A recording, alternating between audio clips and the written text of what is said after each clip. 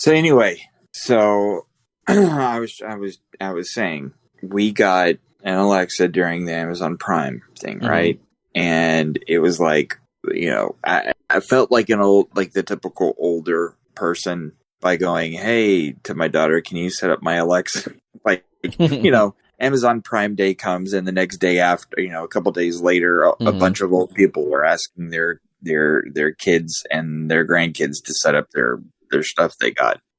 I could set it up, but she's literally set it up for everybody else in the family. At this point, I'm just like, I don't even want to bother with it. Like, I'll let you do it. And it was like, we have a bunch of devices that we've been collecting over the last year and a bit, like smart bulbs and smart this and smart that. And I was just like, she knows how to connect it all into one thing. She can show me. I don't even have to do the trial and error thing. And so we got it done. And so today we were out. My wife and I went out to go to eat lunch together. And I'm sitting there like one of those people, I'm talking to my dog through the camera. Right. Like, she's sitting at home and I'm talking to her almost like a baby monitor. Who's your good puppy? You're a good puppy. Who's a good Lucy? Hey, Lucy. How you doing? Oh, guess what? I can turn the room red. I can turn the room blue. Like, it's just... it was so weird. I've officially turned into one of those people, dude. Oh well. Here's episode 93 of the Fathergamer podcast. What? Welcome to the Fathergamer podcast.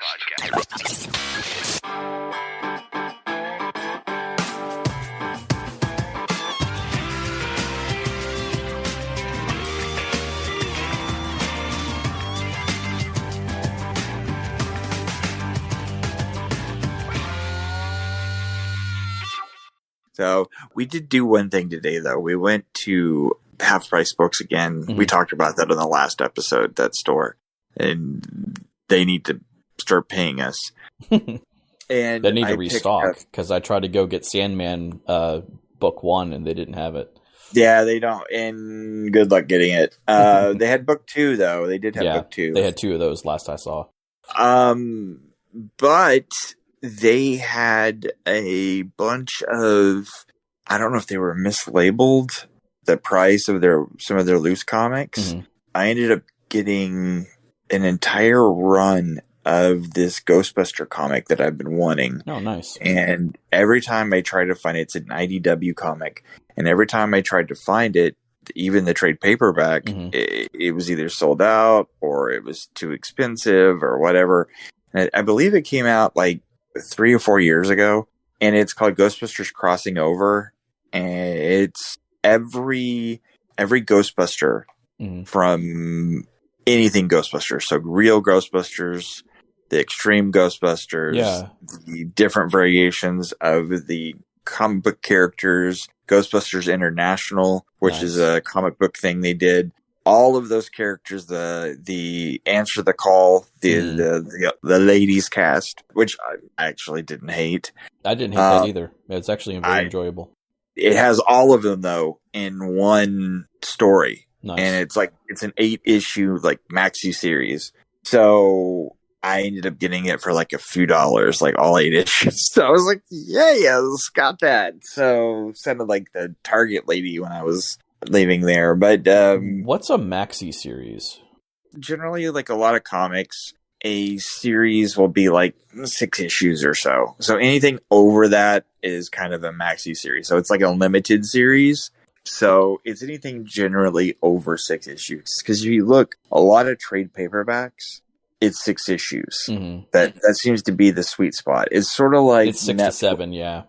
Yeah, if you look at like Netflix and those kind of stuff, the standard show count for a lot of, or Disney, the standard show count's like 5 or 6 episodes, and it's sort of like that with comics as well. Okay. And so a maxi series would be a longer version of the limited series. So I mean, I've seen them as far as like a full year of 12 issues kind of thing, or like some of our I think our Fortnite comics, they're like usually 6 issues They're or a something. 6 issue, I believe. Yeah.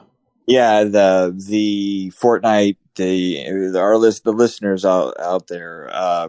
By the way, I am Eric Gibbs, the Fathergamer, and this is Silverhawks, no vowels, the not Fathergamer. The not Fathergamer, yeah. The not Fathergamer. But we'll get into intros more in a minute. But we've got Ghostbusters to talk about. It's way more important. But the Fortnite comics that we're talking about are the ones that tie in to either DC or Marvel. There was a run that was 6 issues, I believe, and then 1 special issue that came out later that's kind of a one-shot extra issue, and I'm pretty sure that was probably the last DC ones we'll see for a while, since Marvel has... I don't know. They seem Disney has worshipped at the altar of Fortnite, and I don't know what's up with Warner and DC right now. So I don't know what we'll see in the coming future, but they'll probably cancel it anyway. But it's just kind of cool now that we're living in everything has the multiple dimensions and all this stuff. This comic was slightly ahead of its time. The Ghostbusters crossing over. I would kill to see this at least animated. Like that would actually be really cool. And there's some Netflix stuff coming. There's an animated Netflix TV series coming for Ghostbusters. So nice. And listeners out there, I am a huge Ghostbuster fan. Like that is... No, he's not. Yeah, just a little bit. Like right now, I'm trying to figure a way to... There's a store here in the United States called Spirit, and during Halloween season, they have very cool setup, and they sell nothing but Halloween stuff. And they're just a phenomenally cool store. I just found that out. They're owned by Spencer's. I didn't realize that, but it makes sense. It makes a lot of sense, yeah. But they'll have, over the years... They've slowly but surely got these very expensive, very intricate, cool Halloween items for your home, because it's not just costumes. They sell stuff that's based around the Haunted Mansion, the ride at Disneyland and Disney World, and pretty much every Disney park. And these are some very expensive, like statues and stuff like that. And they have, or like I heard the other day, a bunch of girls going, I want to dress up as slutty, this, or no, I'm going to dress up as slutty that. And I was like, oh, dear Lord. And I turned to my daughter and I was like, I'm going to dress up as slutty nurse. And she's like, no, Becky, that's not right. We're feminists. You need to dress up as a slutty doctor. My daughter was like, oh my God. So it's just, I've never understood the slutify every character. Like, own, it's your body, own it. I understand it. I'm with it. I am for that. We do with it whatever you want, but do we have to slutify everything, or can we at least make the slutty version of man things? Like you showed me, you sent me a picture, and they had the very risque cami outfit, and then they had the guy version of it. Guile outfit, and his balls were hanging out. Yeah. So, I'm fine with that. If you're going to do one, do the other. Please. But anyway, that aside, I love Spirit. I love the store. Every year I look forward to it. It's great. It's fun to walk through. They have these... It's gotten to be so much of the yearly, thing among people that love Halloween here in the state, that they'll have people sneak in and get early videos of the new setups, because they do these huge, almost like tiny little haunted houses inside the store. Nice. And they'll have video, this year they have a video screen, and when you look up, it's sort of like Charlie and the Chocolate Factory with the fan blade kind of thing, but it's a screen, and it looks like it's gonna chop you up. It's so cool, and I was just like, I want this stuff at home. This is the one that they took over the Toys R Us, right? Well, it's not Toys R Us this year. It's over. Actually, I can almost see it from my house. in the same parking lot is the shopping center right next to my house. Okay. I don't want to say on here, but I guess you'll know where I live now. But anyway, I mean, you can still say the store. It's not. Yeah. But there's no store there now. It literally is no store. There's it's nothing there. Yeah, it's empty. Yeah. But that's what they do. That's what Spirit does. They go in for a long time. They would take over mall stores that closed down and whatnot, which makes sense again with the Spencers. But they have started last year, I believe. They brought out a proton pack, and it has lights and sounds, and it's the closest thing I've ever seen to, other than the very expensive, I think it's Hasbro that has Labs. They did a proton pack that with the wand and everything was very expensive, but it's the closest to that not being like $300 kind of thing. Right. Last year, I believe it was like $65. It went up $30 this year, which I'm like, great. But there is a very robust fandom that has sprung up online through Etsy to mod these proton packs from Spirit. And so it is an entire cottage industry now of people to get it as screen accurate as possible. So there's all these people printing 3D stuff of the cyclotron, which is like that circular thing on the back of the proton pack, where the one you get at Spencer's is decent looking, but the one that you can get through Etsy actually looks like metal and has like the textured sort of that industrial metal type of finish to it. Nice. And actual metal parts. But the cool thing about it is, as a fan, I get to learn what all the pieces are on a proton pack. It's sort of like in Star Trek. They've gotten to the point where everything has a, quote, real purpose. Because it's so nerdy, people have sat around going, okay, well, this would control this in real life. And they've done that. Dan Aykroyd is a huge nerd, and he loves real ghost busting, and I am doing quotation marks here. He loves that. I'll be honest, it's a pseudoscience, but he loves it. And he's really into it. And so there was a purpose for everything on the proton pack for a reason.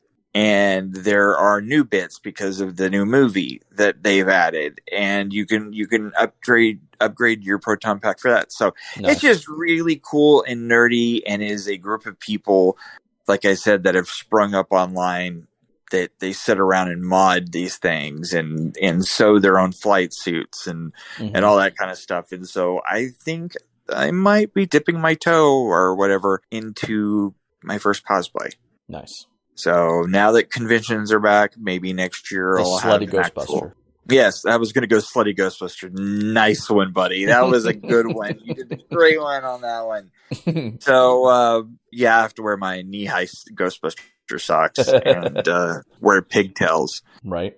And I do want to say out there, I don't necessarily say slutty is a bad thing, because you do what you want to do. You be you. But it is kind of like, I would like to see more, not slutty doctor.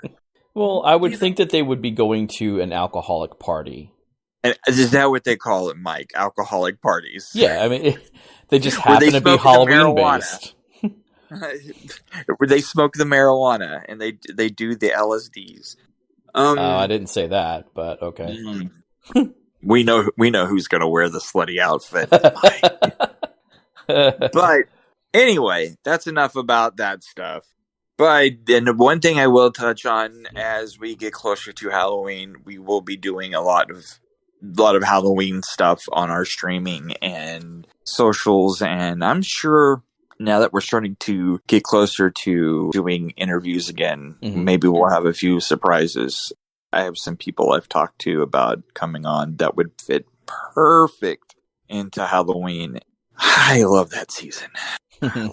Nightmare Before Christmas is entirely my cup of tea, because I love Halloween and I love Christmas. So I'm about to get in my favorite time of year. And also, it's going to stop being 180 degrees where we live. I'm ready. We had our first rain in forever today. It felt good today. It did, unless you're like me and don't have a car. So well, when it wasn't raining, I should say, it felt good. Yeah. The high was like 93, which was still really nice. Yeah, but for our UK listeners, it's still hell. But for us, that was, because I think we got to 70, down to 70 during the day today. Yeah, like 75 was supposed to be the low today. Which was fantastic. Mm-hmm. But like I said, listeners, I don't know how much I talked about this, but we got hit by a intoxicated driver and lost our vehicle. So we've been walking or Ubering or a little bit of both, like we did today. So this was a while back, but yeah. Yeah, well, it's been a year-ish? Yeah, but when you don't have money, well, no, like it feels like forever. Yeah, it's been exactly a year, and unfortunately, we did not come out of it very well. Yeah. So we are just kind of trying to figure all that out. But today we got to a doctor's appointment, and it started raining, and so part of me was like, "Yay!" And then it was like, crap. Now because we walked over to Half Price and had dinner at the restaurant. So, but all that aside, I had a perfect segue, and I got way off of it. We were talking about the Ghostbusters cartoon on Netflix. There is another cartoon coming out, or animated project coming out, depending on how you like to word that particular thing. Let's go into Talk Nerdy to Me. Talk nerdy to me. Okay, so I know that Cyberpunk is a very divisive subject among gamers. Like, it is, unfortunately, it did not launch very well. Right. To say the least. Like, it was unfortunately a bad mark on a very, very beloved good company. Yeah, CD Projekt Red, like the Witcher series, earned them a lot of kudos. They are a very loved company, and for them to release Cyberpunk the way they did, it hurt. It hurt their company, and they lost a lot of good faith. Yeah, among gamers. So because they decided to cave to the pressure of and release, and they released it too early. It was released entirely too early, and unfortunately, they're going to be paying for that for a very long time, and that is a very rough lesson to learn, and I think they're hopefully learning it. They did patch it up, though, and it is... They did, but it took how long? Yeah. It took a very long time. 6 months? That's too long. Yeah, I think. And it's still, the PS4 version apparently is still not that great. I'm assuming it's still broken, yeah. Yeah, and there's just so many issues with the game, and it's such a shame because there is some stuff to love there. Like, I have my copy sitting right next to me because you couldn't trade it in if you wanted to. But no, when they brought out the patch, I ended up going back and picking up a copy up again because it was dirt cheap. Yeah. And it was hard for me to get back into it just because I was so angry. They did me wrong. That is how I feel, because I have a PS5 version. So I had a next-gen version of the game, and it still was very difficult to play at times. Yeah. So all that bad will aside, one of the great things about the game, it did have a good story. Like, I enjoyed the story. It had a nifty world and I love noir. Like, I love noir, or, any kind of cyberpunky thing. I know you do. You absolutely. Yeah. You've got a thing for anything like cyberpunkish kind of vibe, like oh god, what's Tron, Blade, or Blade Runner, I should say, not Blade Runner, or what are a couple other things that you oh god, the Steampunk, machine.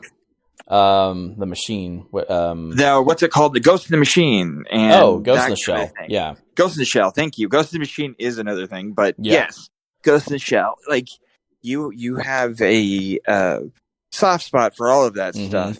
And Mr. Hackers over here, you love that movie as well, but that's a whole different. Yeah. That's a whole different. That's a whole nother story. It's not amazing, but I'm glad you love it. It is cinematically amazing, but not screen accurate when it comes to the visuals. But it is cinematically beautiful. It's not that great of a movie, but we all have those in our thing. And that's okay, buddy. I love you still.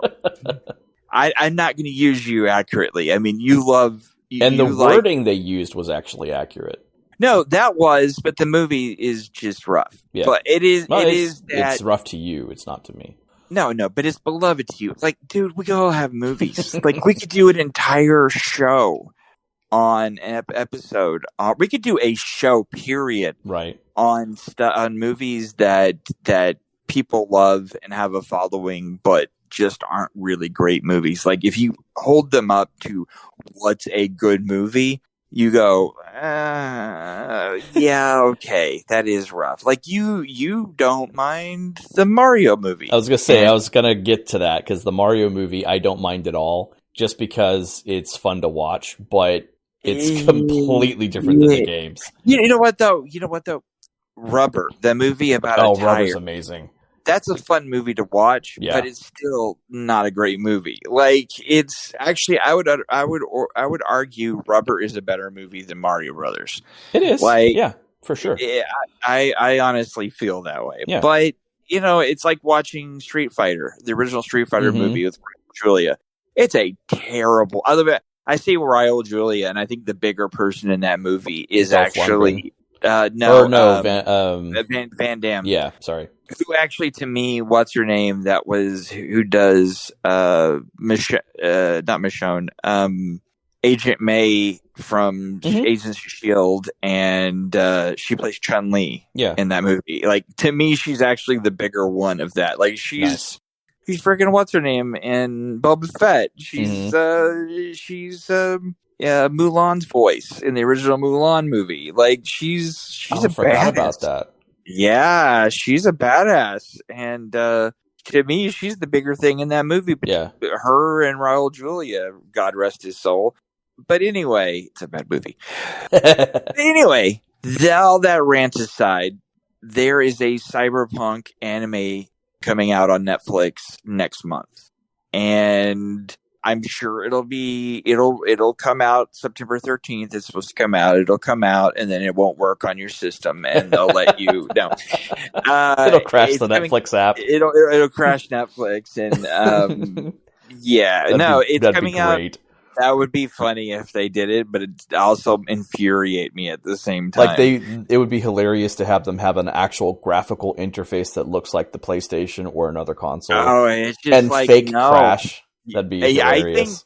I think they're enough of an asshole right now that people are they're like, no, we cannot do that. Because I'm sure there was somebody on there in the whole thing going, that would be fun. No, it wouldn't. But if you go and you play the game, and there are plenty of people that I know that have played the game through like several times, love the game, and for me, it's really hard since especially since I'm now playing games again for review or to talk about on the show or whatnot.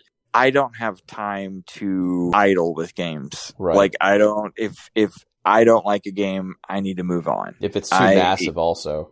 Yeah. And I'll talk about that in a second on one of the games in What's in Your System that I'm going to talk about. But it is a massive game. It is an investment. And for me, I had a quote next gen version of the game, and I played for almost a solid week, pretty hard into the story, and then I had a crash, and it corrupted the data file.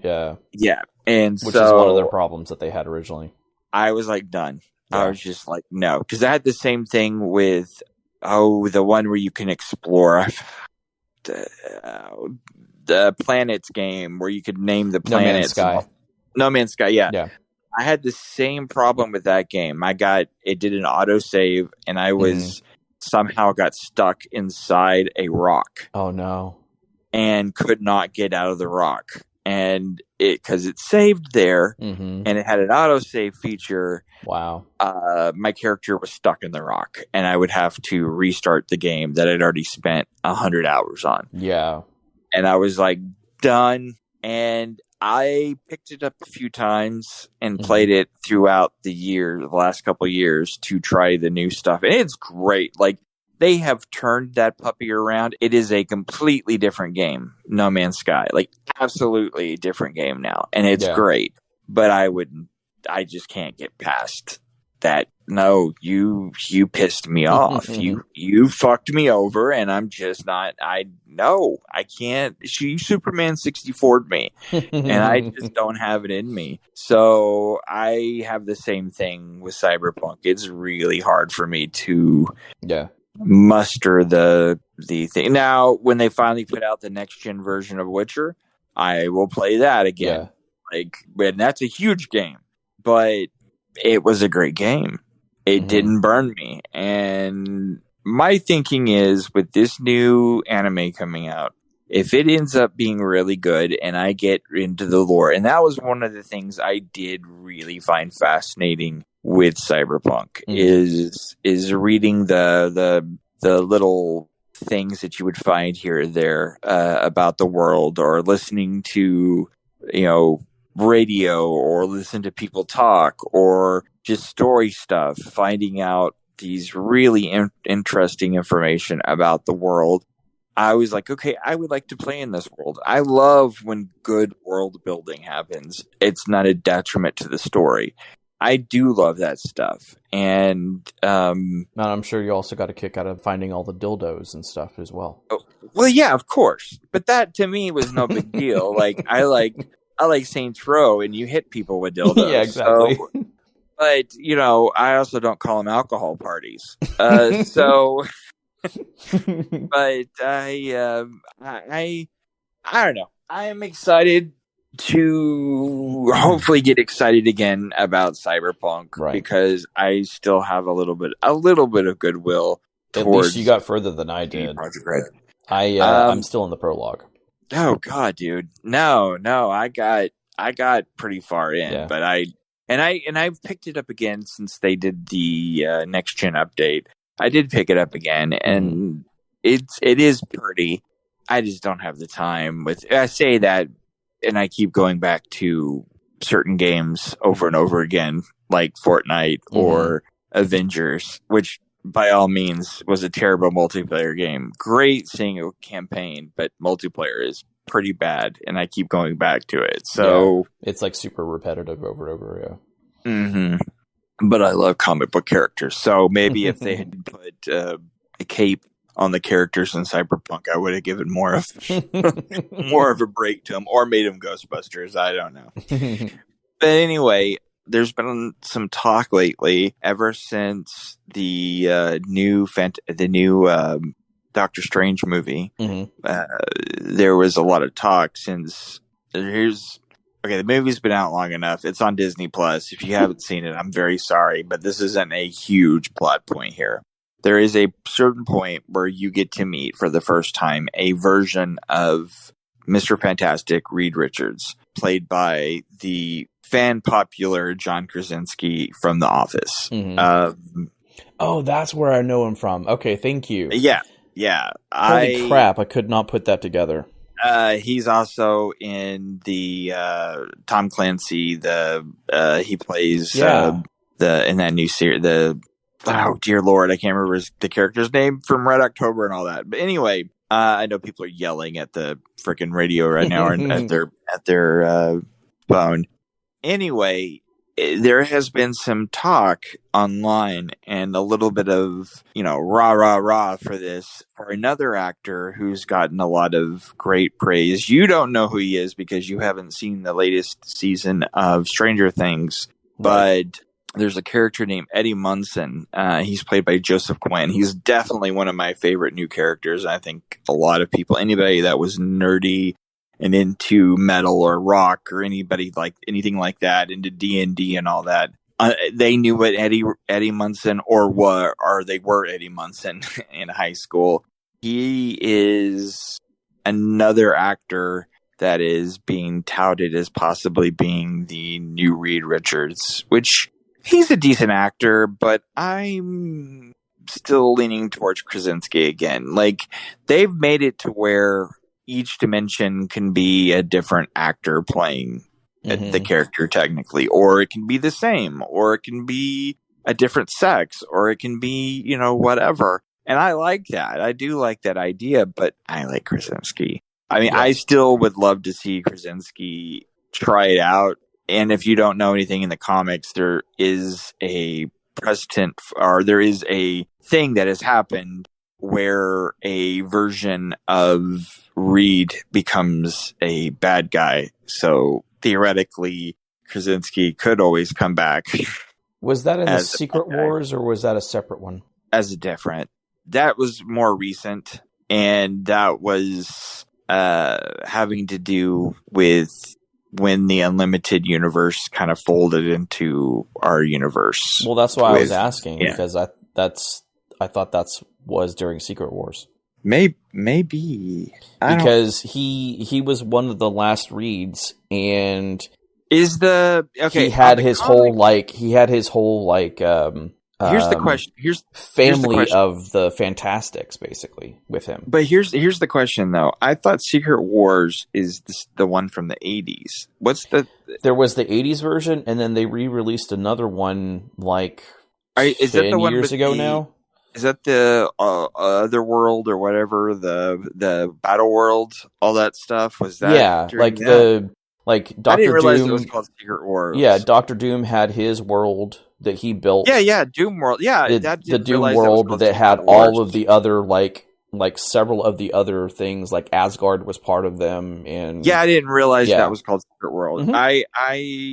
I will admit.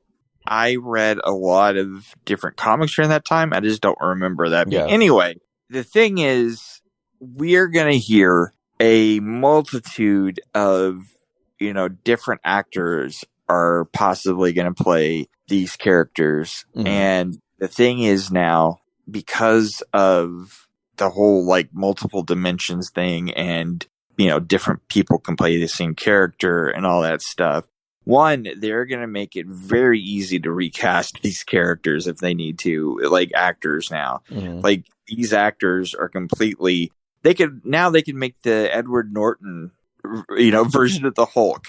They can make that one Earth, 654 or whatever. Mm-hmm. They can do all this stuff. So my thing to all of our listeners is, don't get your hopes up for everybody getting that treatment until you see that person is playing that part. Don't believe anything anymore. And definitely stop believing the trailers even when you see them. Because they are completely, since Avengers Endgame, they have been, in Infinity War, have been making fake, trailer bits. So and anyway, by they you mean other people, not the actual Marvel. Studios. I'm talking Marvel. No, really? No, dude. Yeah, you go back and watch the original Infinity War trailers. Mm-hmm. They made Hulk look like regular Hulk. They didn't make him look like Smart Hulk in the trailer. They did things to throw people off and so that you wouldn't know, which is amazing that they would spend that much money to change things with CGI. But here's another, that being said, there is other possibilities of people getting played in the MCU, playing some of your big characters that I would really love to have a discussion. Sorry, I know I'm going weird with this, but I'd love to have a discussion with this with people that are listening as well as you.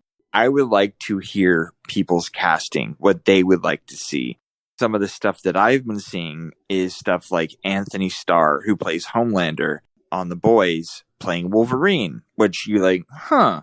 And then you go and you see... I can kind of see that, yeah. Mock-ups, and you're like, yeah. But at the same time, I'm kind of like, I still would like to have my 5'2" Wolverine. You know, like, when are we going to get the comic accurate, he's short as hell Wolverine? Mm-hmm. You know, or Carl Urban as Wolverine, which I can see that.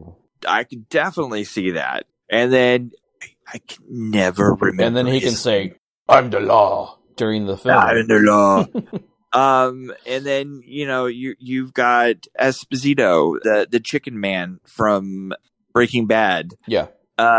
As playing, he wants to play a character in the MCU, and he's going around saying he wants to pay Professor X.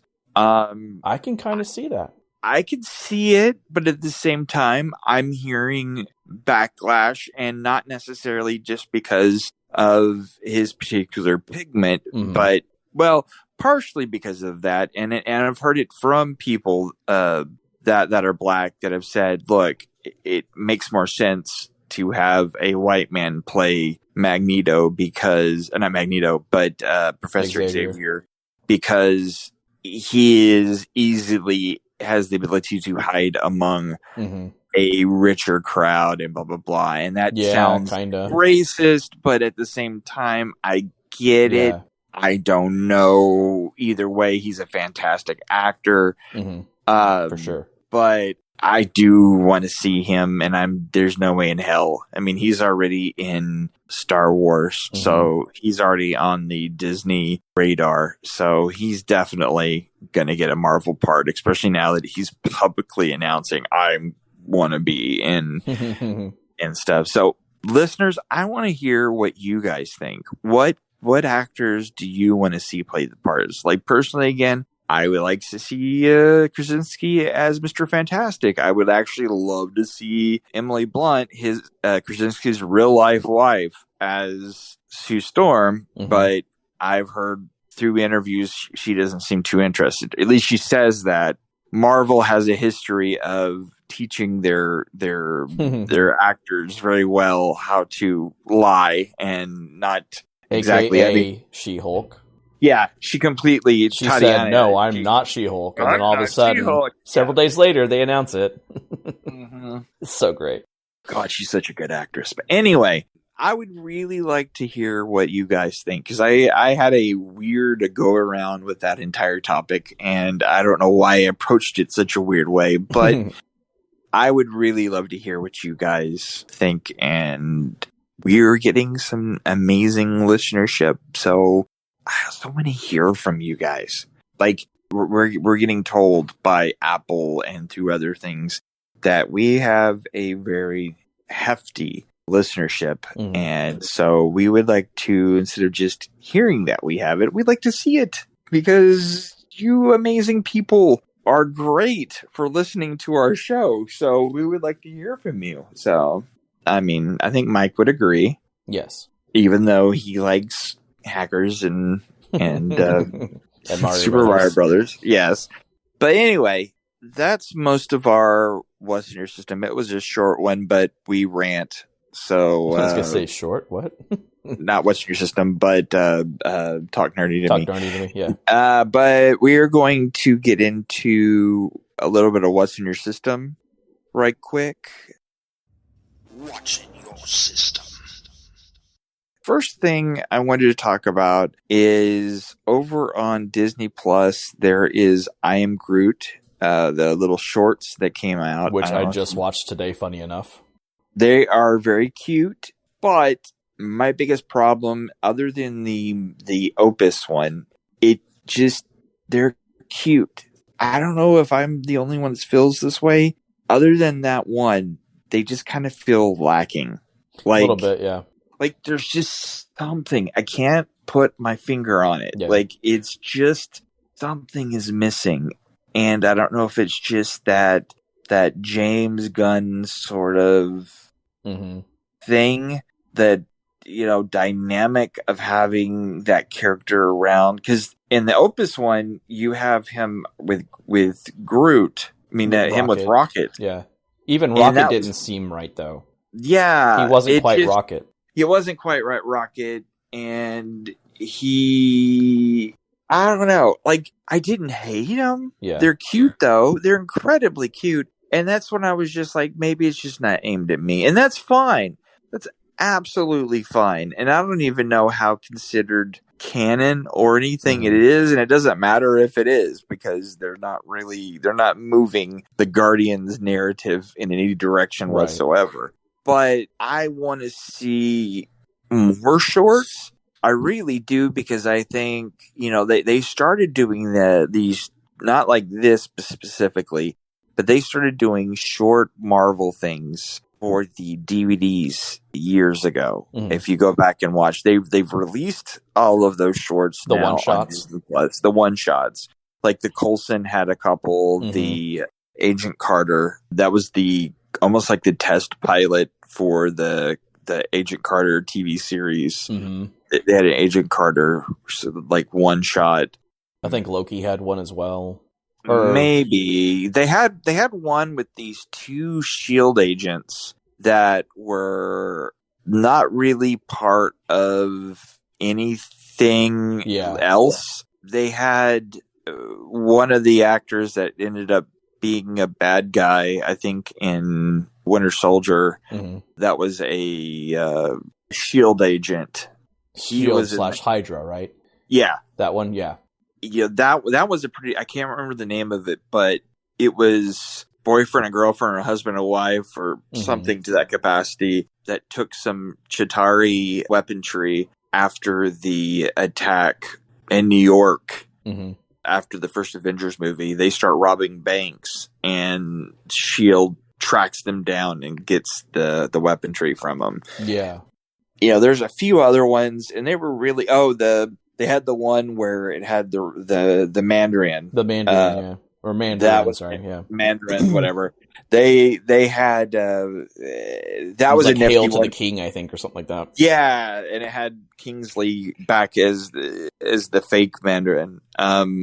Which, by the way, I loved him in the Ten Rings. Like when he actually met him. Yeah. Yeah, that was actually basically had him as a pet. Kingsley is. So it is a good idea. It's a good thing that I would like to have seen more of. Like, it would have been cooler to have like a one shot of Howard the Duck. By the way, Howard the Duck is getting a figure in the Marvel Select stuff next year. I'm so excited. Like, he doesn't have any leg articulation, but I'm finally getting a Marvel Howard the Duck figure. And he doesn't look like the horrible like 1980s Howard the Duck movie from George Lucas. But it would be a way to show a lot of characters that don't necessarily deserve another full movie. Or a full series run, or, we could do 2 or 3 5-minute episodes of a character and still have them pop up on a show or whatnot, or have them pop up on She-Hulk or another TV show, and you already have 15 minutes, which was enough, backstory through like 2 or 3 shorts. And that's a great little thing, but they need to be a little more, I don't know, filled out than the I Am Groot thing. I was going to say palpable, yeah. Well, it wasn't necessarily not palpable, because it was watchable. They're very cute. They're very true, cute. yeah. And I'm pretty sure if I were like 10, that would have been the cutest freaking thing, and I would have been just fine with it. And that literally might be the problem, is that I'm trying to take anything that's connected to the MCU as something that's aimed at me. And that's been something that I've been saying all along, is not every movie is meant for everybody. Right. Like, and or there are show. going to be, and or show. Like, not everything has to be made for you, because you know what? If you think that, you're pretty selfish. Like, I'm sorry, because it's just not. There are shows going to be made for certain people, and that's just the way it is. And if you don't like it, there are plenty of other things in the MCU or in Star Wars or anything else that you could watch. And if something is changed in a universe that you liked, you still have those episodes to go back and watch. Like, if tomorrow they made a completely new Buffy series, and a lot of people liked it, but you didn't, it doesn't mean the old Buffy series isn't bad. It is bad now. It didn't spoil the milk of Buffy. You still have it, and you enjoyed it, and you can go back and watch it anytime you want. So I've never understood that mentality that everything has to be for everyone. And personally, I did enjoy Buffy. Oh, I loved Just Buffy. Putting that out there, yeah. No, I love Buffy. Was one of my absolute Buffy and Angel. I was gonna say Angel, the offshoot Angel was a good one too. Yeah, especially the puppet episode. Until it turned out that Joss Whedon turned out to be probably a monster. At least to work with. I've loved all of those things. But anyway, that aside, and that did connect to Whedon does connect to Marvel, the MCU, because he did direct 2 of the movies. Correct. But you are correct, sir. But anyway, next on our list is if you are a fan of sci-fi and you are a fan of Star Trek The Next Generation, on Disney Plus right now, you can go watch The Orville. Yes. I am so happy. All 3 seasons of The Orville are on Disney Plus. It is, to me, without a doubt, Family Guy, all that stuff aside, because that is definitely something that you either love or hate. Seth MacFarlane's, one of the best things he's ever created was The Orville. And I'm absolutely, we get a 4th season. Please to God, get us a 4th season. And I'm really hoping the fact that we got it on Disney Plus means we're getting a 4th season. Yeah. Well, it already popped up on Disney Plus outside of the US because there is no Hulu, I believe, outside of the US. And so it made sense that it did. But the fact that it's on Hulu, been, showcased as a Hulu exclusive, and then they turn around and put it on Disney Plus anyway is really kind of cool. Yeah. And hopefully I'm reading exactly what I'm thinking they're doing, is saying, guess what? It's coming out and it's going to be a Disney Plus show. That would be really cool because there's nothing quite like it on Disney Plus. Yeah, for sure. And they're definitely starting to bend that Disney, everything has to be PG thing. It really started when they put the Netflix Marvel shows on Disney Plus. Well, that, and also they moved over Simpsons as well. Well, but Simpsons... Several Fox movies. But if you compare Simpsons to the Marvel Netflix shows... There's not a lot of nudity and sex in no, definitely not. Simpsons episodes, but there is in Jessica Jones. I mean, for God's sakes, her and Cage break a bed together. Yeah. So, I mean, it's... Brown chicken, brown cow. Yeah. I'm glad that we're starting to see them push past that boundary because it's just... They own too many properties and too many things to not push forward, especially after their acquisition of Fox, not to push, the Alien movies or the Predator movies or, put Prey eventually on. I still need to watch that. That was supposed to be a movie we were going to talk about this week. And unfortunately it got away from me. Yeah. And I'm not allowed to watch it without watching it with my wife. And I've been told it's a good movie. Oh, I know it is. I'm damn sure it is. But my wife is Native American, so she's like, "You're not watching this without me," which is funny. I'm just like, "Okay, you don't even like the Predator movies, but okay." But I understand. I get it. But it's kind of cool. The next thing is the Harley Quinn TV series. I've been watching that over on the sinking ship that is HBO Max. I am praying to God that we are not going to lose this show because it's got probably another 2 or 3 seasons that I could run. I could definitely see another, give it another, at least one more season and let them know it's their last to let them go. Because if this isn't going crazy and hog wild, I would love to see them completely go crazy and hog wild, knowing that they have nothing to lose. I would totally love to see that. In case you don't know, the Harley Quinn series is a very hard rated R version of Harley Quinn, who has gotten tired of the Joker and left his sorry ass behind and has started her own group with Poison Ivy and King Shark and a few other characters. Yeah, Oh my god, I forgot Clayface. And, Clayface is great. Psycho is the other guy. And it's...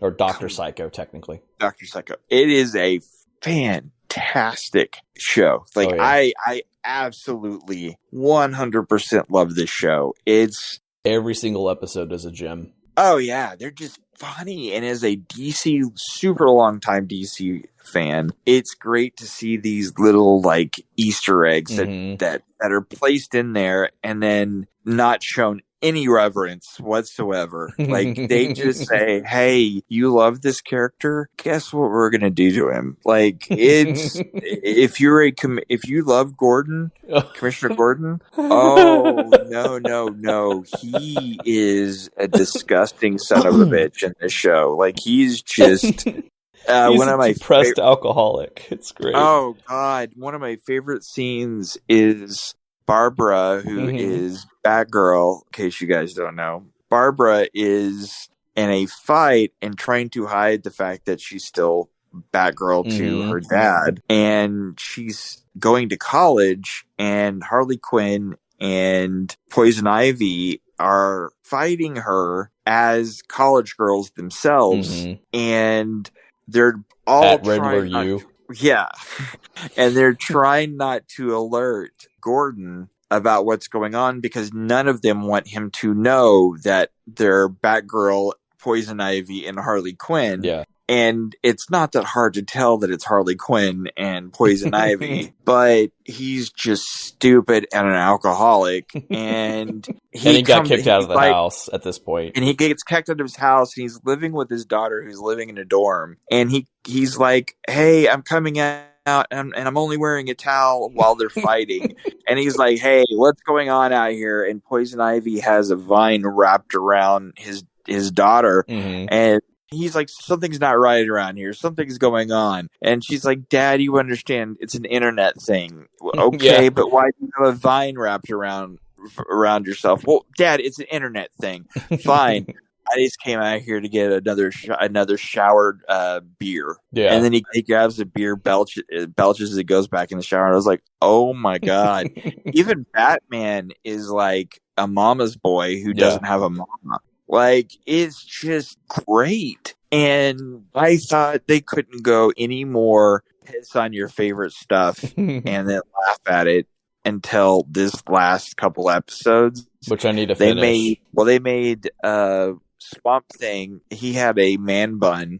Nice. And was like into paleo and all this stuff. That's amazing. And then they had the most eyes wide shut sex party orgy with the Court of Owls. And it even has a whole scene of Bane trying to carb load in between sexual acts. Like, it's just like, oh my God. Like, and he talks like this. He talks like this. He's like, Bane had to stop. I'm carb loading. And it's just like, oh my God, this is great. But anyway, if you haven't checked it out, please check it out. It's so good. There's no telling where the hell it's going to be next week with how Warner and Warner Discovery is going. There is no telling where this show is going, what's happening with animation. And if you don't know what we're talking about, go to the last episode. We talked heavily about it. One of the last things I want to talk about show-wise is something that, two things. We had two more things. The first is Day Shift. Did you get to see it? It's on Netflix. I have not seen that. Okay, I'm only going to touch on it just a little bit. If you watch it, we'll completely review it the next episode. Yeah, I'll have to put it on my watch list. It stars Jamie Foxx. Speaking of Buffy, it's about a organization called the Union that hunts vampires. Okay. And it is a pretty cool, fresh take, but not so fresh take on parts of it is great. This great, like I said, world building story that I'm very excited to see more of these particular vampires and their lore and their hierarchy and this thing called the Union and them tracking down vampires and how they hunt the vampires and they remove their fangs, and their fangs all look different. And depending on how old they are and what kind of vampire, because there's different vampires, different kinds of vampires, and depending on different things, their fangs can look different. They even have little ridges, like some of them almost look like sawtooth ridges. And yeah, so it's this really kind of unique take on certain parts of vampirism that, you know, after seeing so much vampires in the 90s were like zombies in the early 2000s. Like they were everywhere. And to see new takes on vampires is pretty nifty. It's directed by the stunt coordinator for a lot of really big action movies, including stuff from John Wick.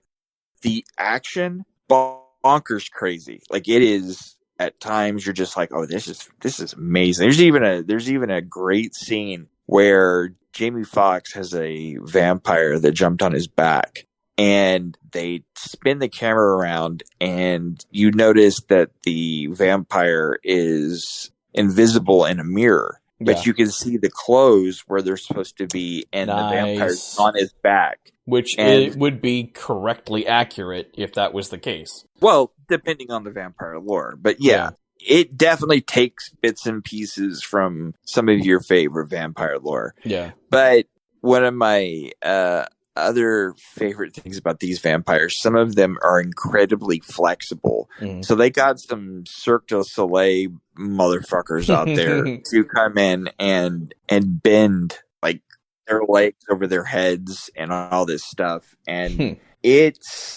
I really enjoyed the action. I really enjoyed the cinematography on certain areas. I really enjoyed so much of this movie. Unfortunately, the place it is missing a lot of great beats was the dialogue. Jamie Foxx did fine. The Franco, James? No, the other Franco, the young one. He's really good in it.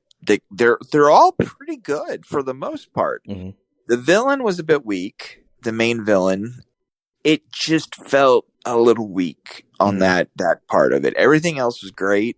Like I said, I would love to see more in this world. I would love to see, they talk about different forms of the Union, different parts of the world. I would love to see like the Union in, the UK or in Spain or in like Japan. Oh my God. Define Union. What is that? The Union is this organization that you have to meet certain rules and criteria to be a Union member, but to be a Union member, they hunt vampires. Okay, so we are talking about the vampire hunters. Okay, cool. I just wanted to double check to make sure that was correct. You can hunt vampires and not be Union. Right. But the Union give better prices for the like bounties and whatnot. Well, the bounty is what kind of fang you bring in. And when you bring in the fangs, they look at them and it's almost like it determines the age of the vampire and whatnot. Right. And so depending on the age, if they end up being an elder or whatever, they're worth more money. Nice. And so it's very reminiscent to going to a pawn shop. If you took the teeth to a dealer outside of the Union, they put it underneath a microscope and look at it and can tell you what kind of vampires, because I believe there's like 6 or so different kinds of vampires, and they keep alluding to this particular one vampire, this really big. I don't want to get too much into it, especially since you haven't seen it yet. But they refer to this particular one vampire, and I'm pretty sure that they're alluding to another movie or something down the road. But all I kept thinking is, oh my God, I want to see this group in like Japan. Like I would love to see like the Japanese version of the Union, or the samurai swords slicing heads off.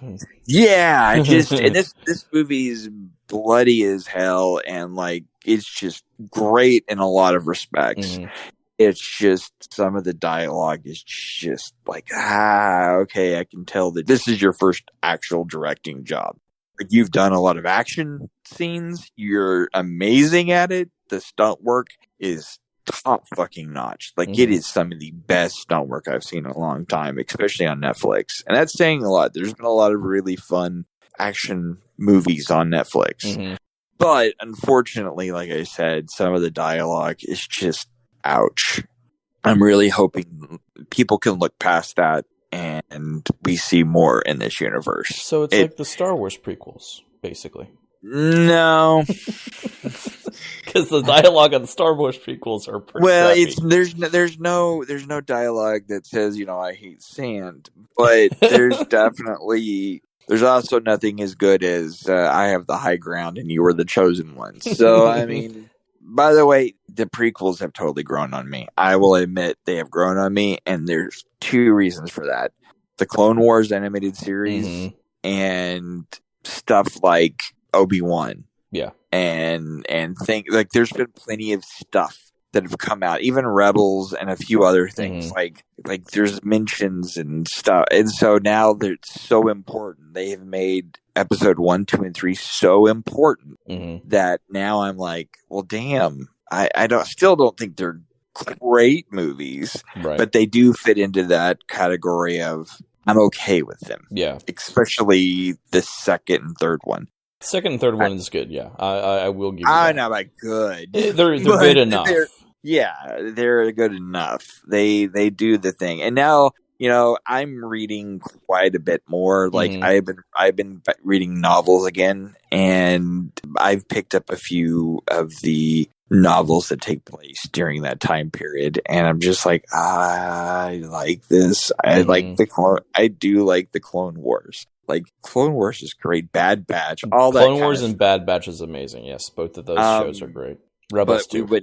We wouldn't have that without the prequels, and I'm just like, damn it. Like, and we wouldn't have Darth Maul without the prequels, and we wouldn't have, like, there are things like I even like Dooku. Like, there are things that I do like about the prequels. It's just the movies themselves aren't one. I want to. But anyway, the last what's in your system thing, and that I'm going to talk about as far as TV shows, is She-Hulk. Yes. Okay.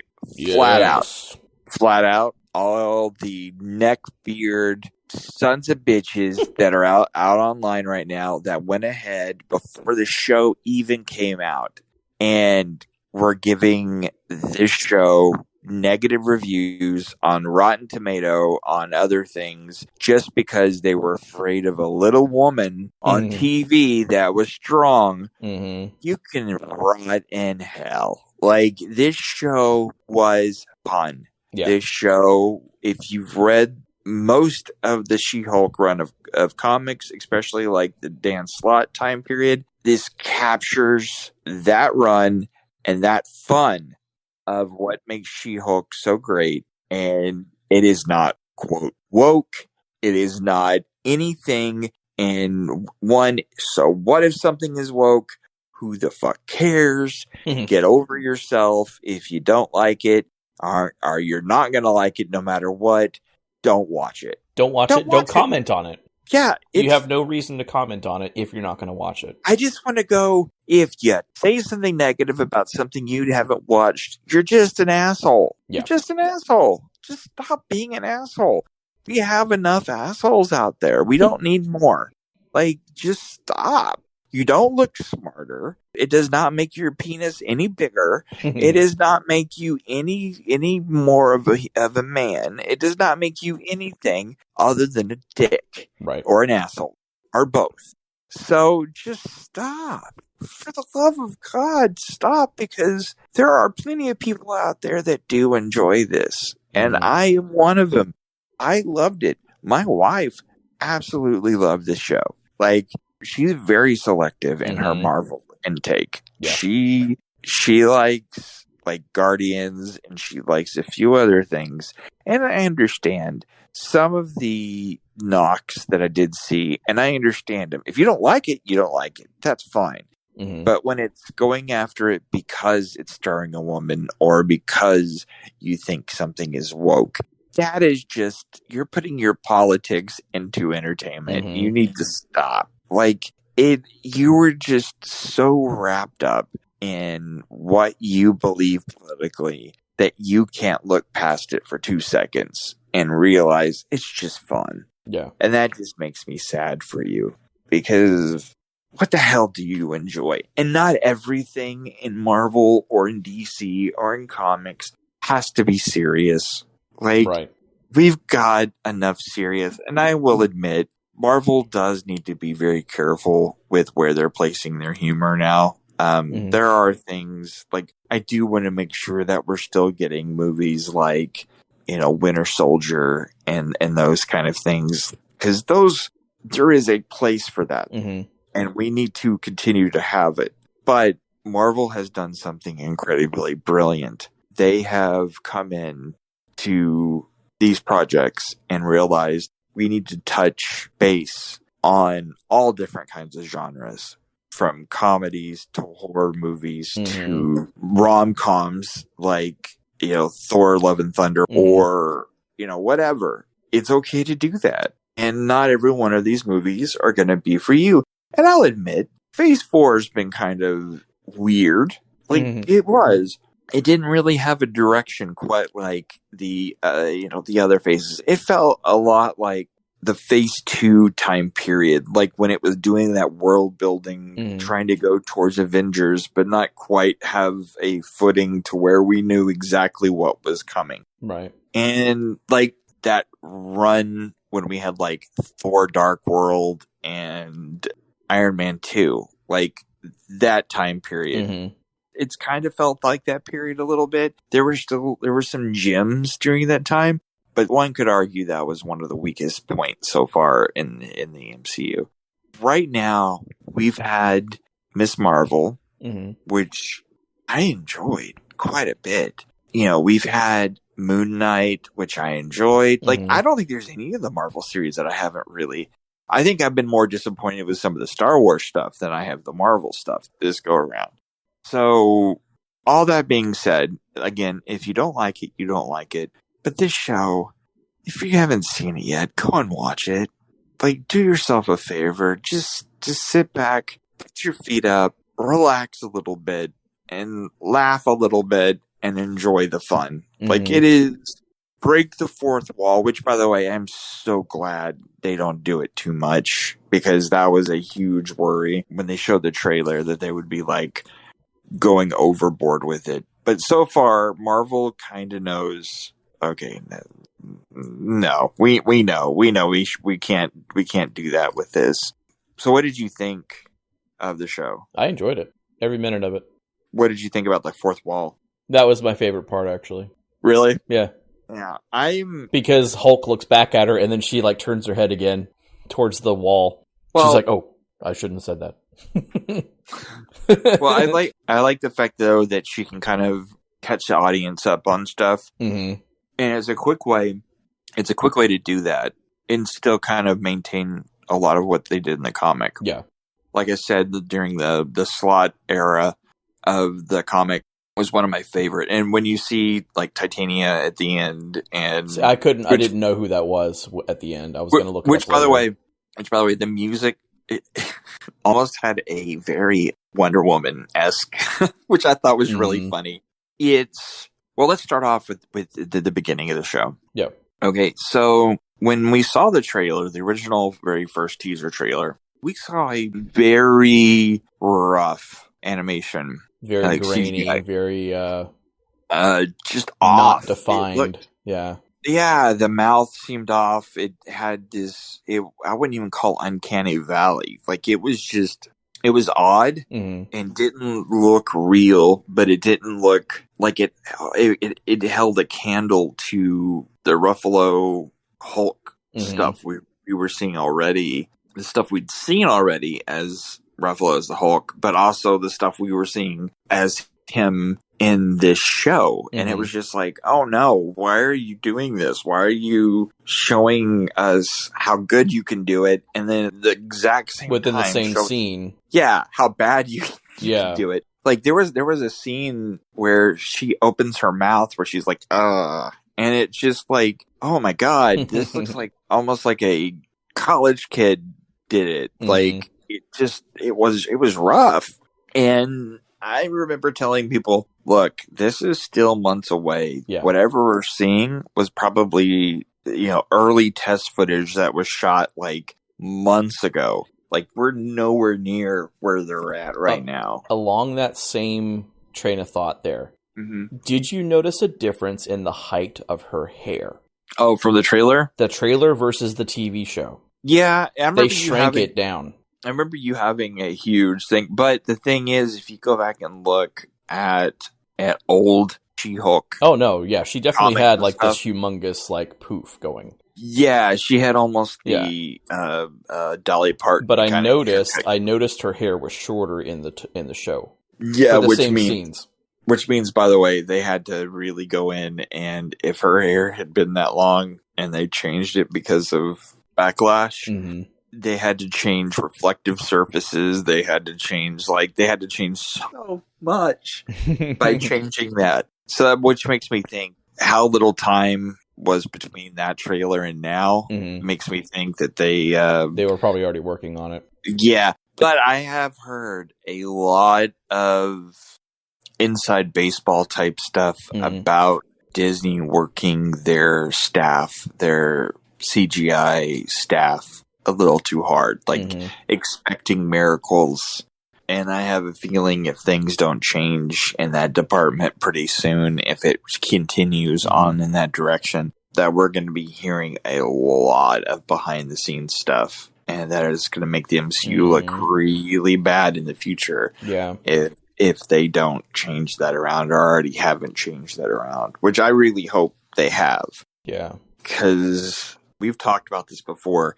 They've done a really good job comparative to Warner of making the MCU look almost puritanical comparatively, especially if we're going to compare anybody in the MCU to a certain person playing the Flash. That poor man. Speaking of which, by the way, he released a statement the other day talking about him having severe mental illness and yada yada. So I don't know how much he's meaning and what's going on, but one can hope that I take anything mental illness incredibly seriously, and so if it truly is just mental health and it's not other stuff, then I wish that dude the best. Speaking of which, mental health, the guy who plays Jonathan Kent on Superman and Lois, the one of his sons, the one that no powers, the one that doesn't have powers. Yeah. Apparently, he's left the show. He checked himself into a mental health hospital and has completely left the show. Yeah. So I am beyond proud of the dude for putting his mental health first. Yeah. Because that is incredibly hard I can't even imagine to leave a show that is doing so well and will eventually. I mean, he's coming probably back. No, he's gone from the show. I thought it said that he was like taking a break from it.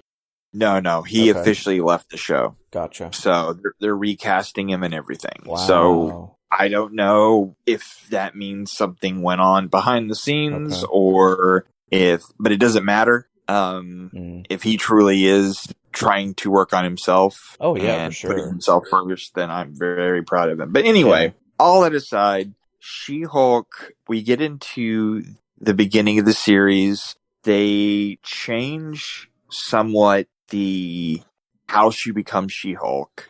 In the original series, I believe, she has an assassination put out on her, because she's an attorney. And to save her life, Banner does a blood transfusion, which sounds like a great idea because he's the Hulk. Totally sounds like a great idea anyway. And in this one, I'm going to, for the next 5 minutes, there will be spoilers. So 5 minutes from now, you can come back if you don't mind. If you mind spoilers. Spoiler alert. Watch episode 1 of She-Hulk or skip ahead to 1 hour 31 minutes 3 seconds if you need. Otherwise, keep listening to Eric and Mike's sultry voices. Yeah, baby. That's it. Talk dirty to me. So let's wait. Okay, 1, 2, 3. Okay. Spoilers from this point. Okay, now that they're gone, we can talk about them.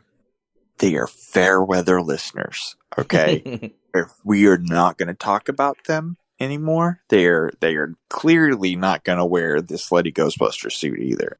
So the way they do it in this, there is an alien ship kind of hovers in front of a car with her and Bruce in the car, and he wearing his new device to help him stay in human form. Which I didn't quite ever understand that, but whatever. Well, it's basically sort of like a pump that people with diabetes wear. Well, I understand that, but I don't know why they even put that in there. That's what I'm saying. Because he wanted to be Hulk and Banner, and he was.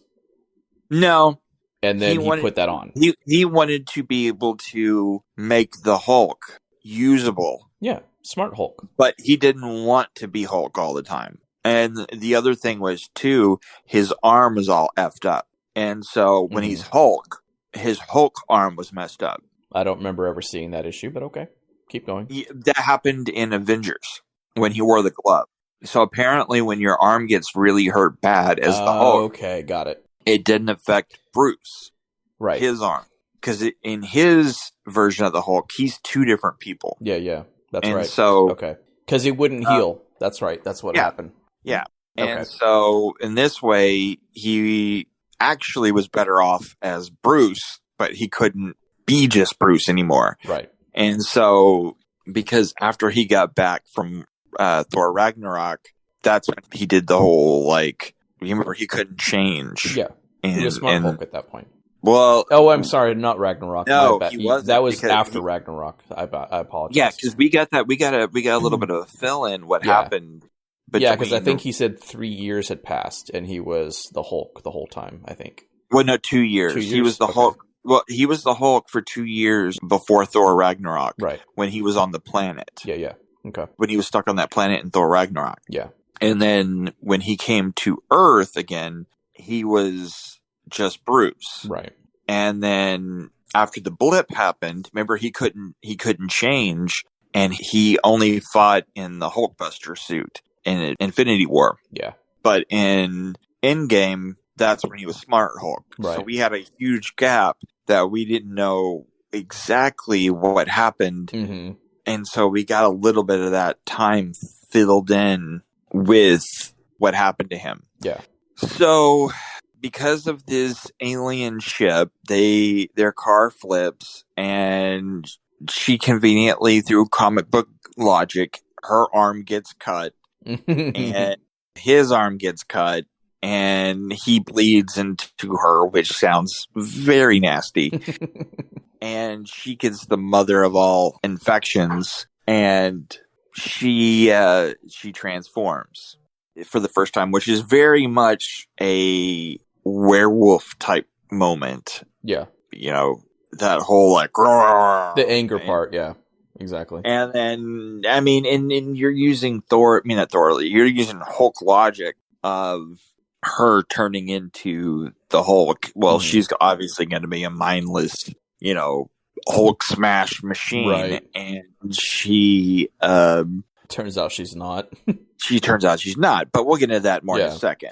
Through a course of events, she ends up in Mexico and has the whole discussion about the Hulk and her being a Hulk. And the first time that we learn, we hear the term of something being a Hulk, not just him as the Hulk, but being a Hulk, which that could come into play later on because there are other Hulk type creatures in the MCU, not the MCU, in the Marvel Universe, right? Including Red Hulk and yada yada, which the person who plays the Red Hulk, unfortunately, is dead, and that would be in the MCU is dead now. So I'm very curious how they're going to do that. But I'm also pretty sure we're going to get, since we can't get a standalone Hulk movie, I am pretty sure I would be really shocked if we don't see Ruffalo's Hulk back in Thunderbolts. Mm-hmm. I would be really shocked.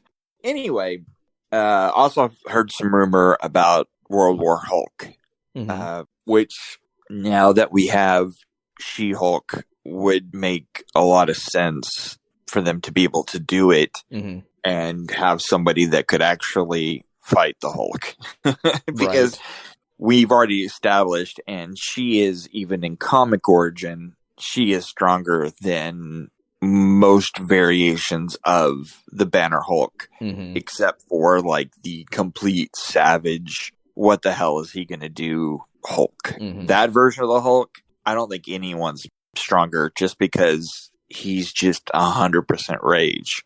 But anyway, I really enjoyed the dynamic between the cousins. I thought the writing, I thought the full-on interaction between the cousins was really fun and well done. I enjoyed it so much just to see, get to see Ruffalo playing around with somebody else. Like, he's such a good actor, and he's such a fun, I don't know, I really love the dude and most of what he does, and I really love his Hulk. And to see, like, I do want to see more, Savage Hulk, more Incredible Hulk. I do want to see more of that, and I don't know if we'll ever see it. Right. But I really do want to see it. I think it would be really fun, especially if they do it right. I don't know, I really love the dude. I think he's such a good actor. But I think this is all we're going to get of him for a while. But I really enjoyed their whole dynamic. The fact that she kept proving that she, like he said, different, not better. Exactly. But she's technically a better Hulk. She really is. And it's not fair. But the thing is, he had his own personal baggage. Right. And she has the baggage, but she already knows how to control it. Because she's a woman. Yeah. She faces obstacles. She can go back and forth between Hulk and She-Hulk and herself. Well, there's a great analogy on the difference between life for men and life for women. Yes. And if that's the woke part that people are talking about, then they need to wake the fuck up, because there is a huge difference between a man's life and a woman's life. Yes. It is absolutely a different ballgame. It shouldn't be. Shouldn't be at all. But it is. Yeah. The day-to-day crap that women have to face is way different than what men face. And it's kind of, I never thought about it reading the comics, but I didn't realize how great of an analogy it is to reality. The fact that she can control her monster way better than her male counterpart. Wow. that one took a minute to get out. Just a counterpart better than me too. But I really enjoyed this show. Like, I thought I was going to, but I didn't realize how much I enjoyed it. I didn't realize that, and this is somebody who's read several runs. Absolutely love the Slott run. Like, Dan's run is great. And we're only one episode in, so I'm not going to go like the whole series is the best Marvel series. Not so far. But it is a great start to a great series that I am hoping to God we see her in other things. Like, we're going to see Miss Marvel. That would be nice, yeah. I would love to see She-Hulk with some other character in another movie. Yeah. Like, I just, and there's no way in hell now. Like, there's no way in hell that she's not going to be in the Phase 6 Avengers movie.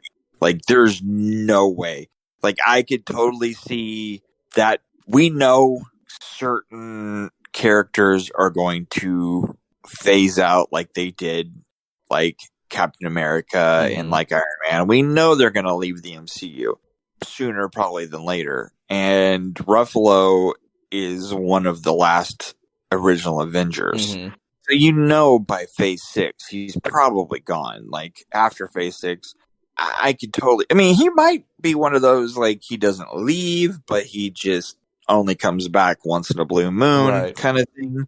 And I'm sure there'll be at least one of those actors that are left. But, I don't know. I'm really hoping we see a lot more of him. I'm hoping this isn't it for a long time. Because it says special guest star in this episode. But I really enjoyed the dynamic between the two of them. I really enjoyed the rivalry that sprung up between the two. I really enjoyed the name calling between the two of them, where dick move and that kind of thing, and also the fact that he didn't shy away from her flipping him off and talking about Captain America's virginity. I thought that was really cute. I paused it right as the ship landed, like hovered right in front of the car. Just happened to hit pause right before they flipped over. And it literally says, it's sad, Captain America died a virgin. And that could have been her last words to her cousin. Which, really funny. I can't really think of much that I hated. And you? That's really weird, because even Moon Knight, I loved Moon Knight, but I had some issues with Moon Knight. So far with this, I mean, I will say it's a little hokey at the end. The whole fight at the end is kind of hokey, the Titania thing, but I'm not expecting giant fighting spectacle, but we did get that between the Hulks. Like, that was a great fight. That was actually a pretty funny fight. Yeah, because they were like throwing each other around.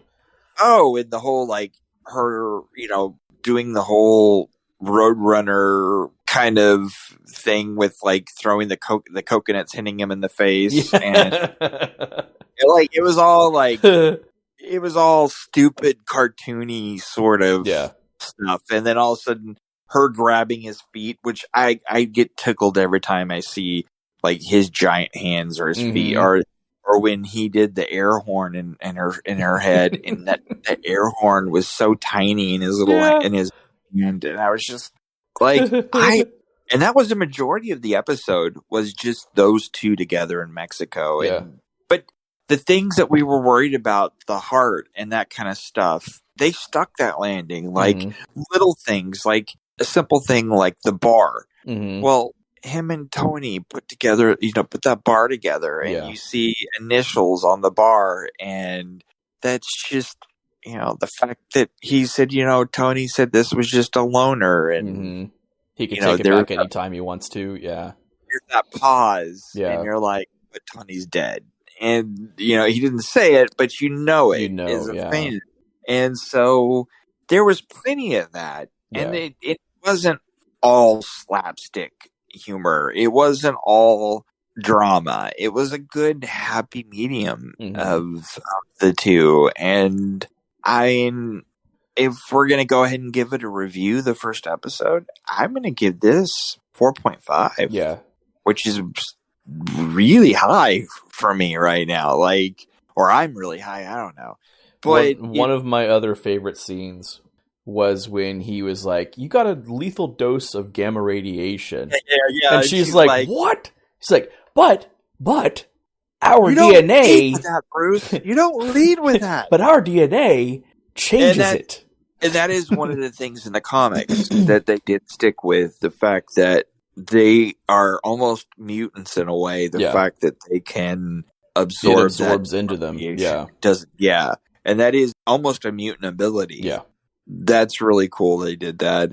And they're starting to build her friends and show that her friend is really cool. And they're starting, like, it's definitely the beginning. And, we're excited too that we know that Charlie Cox, this is his second comeback as Daredevil after his 10 seconds on Spider-Man. that he got. So, I mean, I knew right away, like, I was like, okay, dude's popping up. I could have told you even before, and I think we did talk about it, that there's no way in hell he's not going to pop up on She-Hulk Attorney at Law just because she's an attorney. Exactly. It does look, by all accounts, that it's going to be his yellow It's going to be the yellow suit, yeah. So I've already seen a newer shot of it. Yeah, me too. I'm kind of curious when we see more of it in motion, what it's going to look like. That suit was always one of my favorite suits, but I'm not sure how well it'll translate cinematically. Yeah, like, it's a weird suit, but it's also really good if they don't use it again. Because in the comics, originally used extremely sparingly, and then later on you used it a bunch more. But if they use it very sparingly, and especially for this, it's a good way for them to say, look, this is a different Daredevil, essentially, than the one from Netflix. So, I wouldn't necessarily say different, but he's been around longer. You know what I'm saying is he will be different acting. He will be different because it is a comedy. So that's true. Yeah. And they've even said he has more of a comedic edge. Anybody on the show, expect them to have more of a comedic edge than, let's say, how he acts on the Netflix series, because that is dark as fuck. Exactly. And that's not going to work very well with She-Hulk. So, but that's the review of She-Hulk. I really enjoyed it. We'll talk about it next week, the next episode, and we'll just continue to talk about the show until the show's over. Our next big show after this for Disney Plus would probably be Andor, and that comes out next month. That's the next Star Wars movie. That's the prequel to Rogue One. And that's going to be a series, correct? It is a series, and it is I think it's 12 episodes. Oh, wow. Which is the longest series. Yeah, the day it comes out they're doing 3 episodes. When I heard that, I was like, well, that's half the series done in one go. What the hell? And then they were like, oh, no, it's 12 episodes. It's like, what the hell? And it's got 2 seasons. And I was like, what the hell? So there's 24 episodes, and the 25th episode is Rogue One, if you think about it. Yeah. So that's kind of cool. And it's shot a little bit differently than the other current Star Wars shows. It's not using that giant screen that they use for like the Mandalorian and whatnot. Yeah. They're not using that technology for Andor. They're using like almost old school cinematic effects. Yeah. And a lot of so that's pretty cool. That's cool. Like it looks like a freaking movie. If you've not seen the trailer or not, it is. I highly recommend go out there and go see the San Diego Comic-Con trailer that released last month. It's beautiful, and it's got Daddy Skarsgård in it. If you remember from Thor, he's the old man, the old guy that helps Thor out. He's a Skarsgård. He's one of like that entire family that acts. I don't recall any of that. The Thor movie, the old guy, no idea. Okay, go back and watch Thor, and you'll know what I'm talking about. The professor guy. Okay, thank you. Yeah. That's all you needed to say. He's old. But anyway, he plays a big character in Star Wars Andor.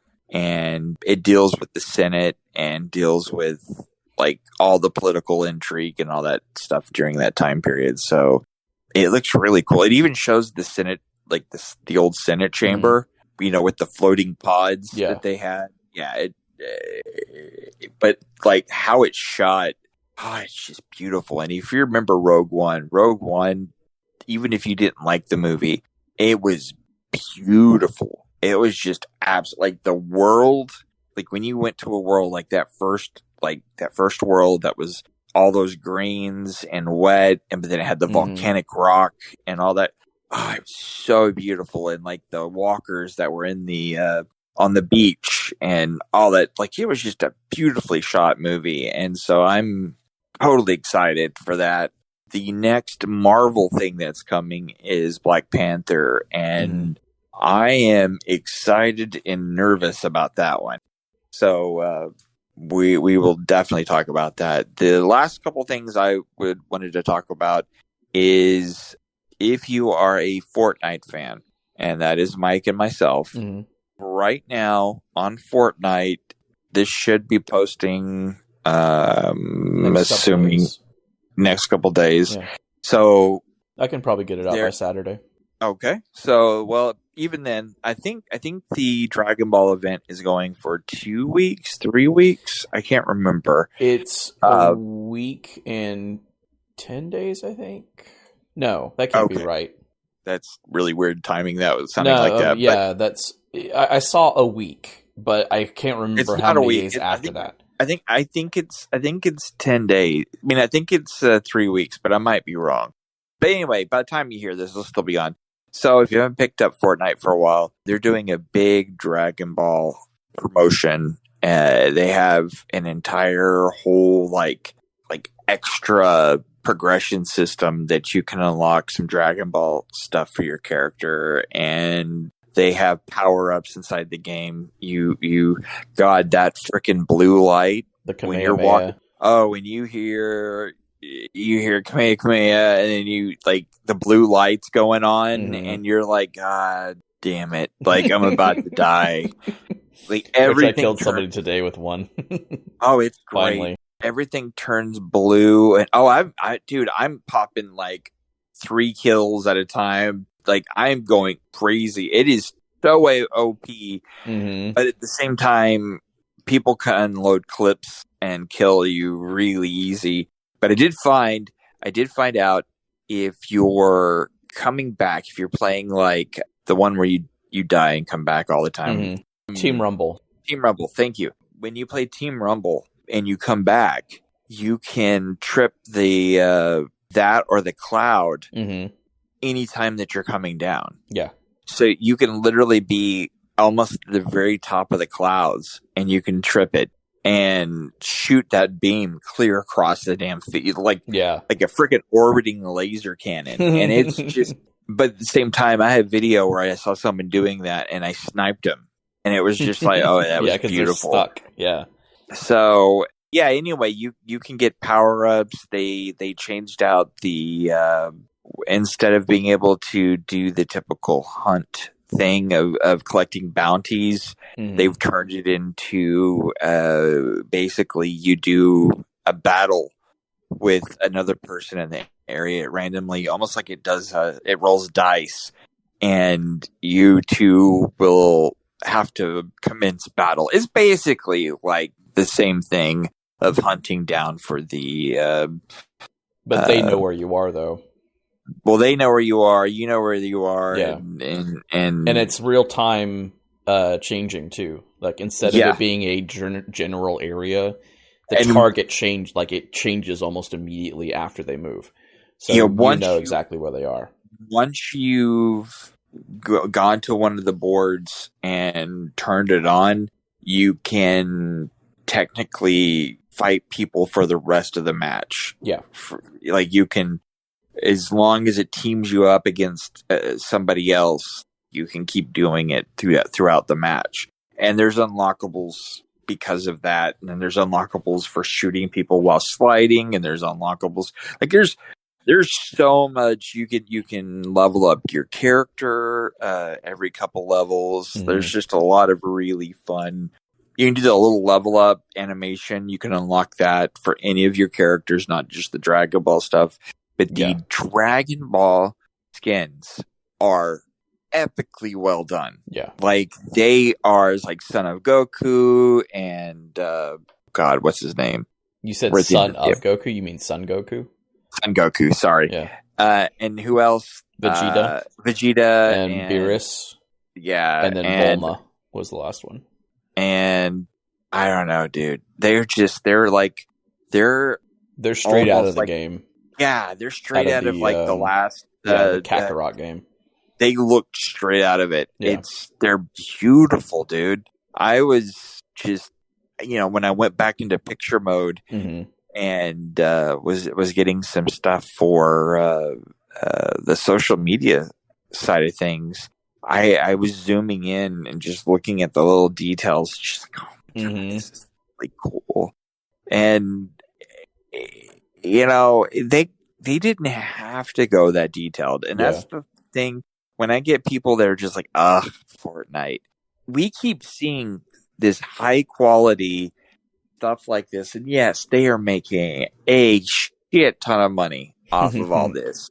I'm not gonna say it's all altruistic, they just love gaming, but I'm sorry, they didn't have to do all like what they're doing. Mm-hmm. And so when they do stuff so well to this degree, I can't help but just be blown away and just think, I'm sorry, they have to at least kind of love gaming a little bit, or love these those shows, these shows and movies, and they have it where you can go in and you can watch episodes of Dragon Ball. Yeah. And like this big theater, like outdoor theater audience, and they're rotating several episodes over and over again, and it's just, they're really celebrating Dragon Ball. They even have the house, and it's just like, I'll admit, I'm not the biggest Dragon Ball person. I get very upset when I have to watch one fight last 7 episodes. Like, that was always irked me. The Dragon Ball Z show, yeah. Oh my God! It's like, on this episode of Dragon Ball Z, yeah, dude. Okay, no. On the last 13 episodes of Dragon Ball Z, it's been this fight. Yeah, he's powering up. But Kakarot definitely like changed some of my thinking about the show. It made me kind of adore it a little bit more. Yeah. Because I could fight those fights. Yeah. I didn't have to, I wasn't passively watching the 5 episodes for one fight. And so, I do love these characters, and they are something I have grown up with. One of the very first things that I ever did with anime was back when I was in high school. This is going to make me sound incredibly old. You couldn't really get good dubs at the time of Dragon Ball. And so a bunch of us that understood Japanese, some more than others, we self-dubbed it. Dubbed or subbed? Dubbed or subbed? Both. Okay. Because I've never seen the dubbed versions, like the fan-made dubs. I've only seen the subtitled ones. No, we did dubs. Okay. We did full-on dubs. But the thing is, at the time, it was much easier to do everything. On it was hard to layer the audio, the video. I mean, the Foley, all that stuff. So we did sound effects. We did all of the audio. Nice. And then we would come back in with even sometimes current songs, like Metallica or whatnot, over. And so you would get the gist of what's going on, but then it would be like Inner Sandman was going on. So when I watch certain episodes, I'm just like, because we would go back and we're editing this episode for almost a month. And so I got used to seeing certain scenes over and over again. And when I watch it and watch the real one, and don't hear Inner Sandman or Nine Inch Nails or something as the music, I'm like, wait a minute, what the hell's going on?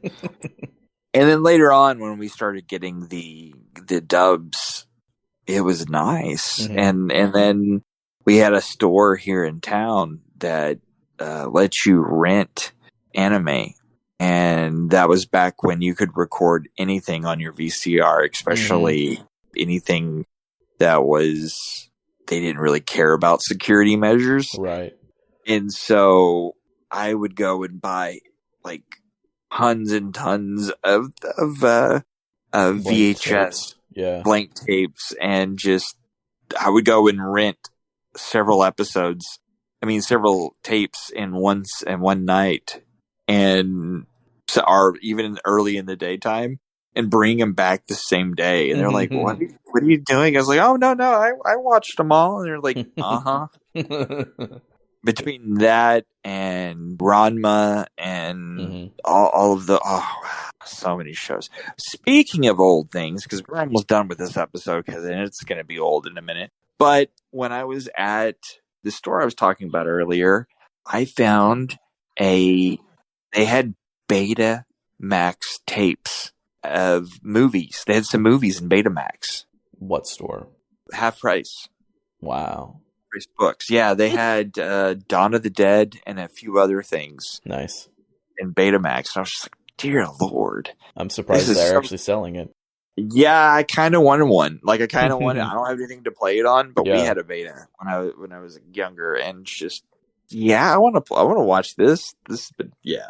Anyone that doesn't know what that is, that was the far superior version before. There were VHS and Betamax, and Betamax was fantastic. It played better, had better audio, better video, but the cheaper device won, and VHS won out. Did Beta also have a longer time frame?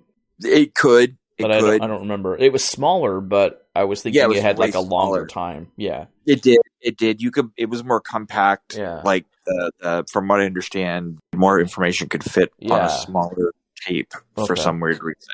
And so, because I know like extended play would get you a good 8 hours on one tape. Oh my god! For VHS, but I'm wondering whether or not like how much room you'd get on the other one. We need to have an episode where we just talk about things that nobody talks about anymore. Like, nobody uses terms anymore. Yeah. Extended play, nobody uses that term anymore. And it's so funny, like that, or the thing of putting the stickers over the tabs so that you could record over it, and then you took the stickers off and you can't record over it anymore.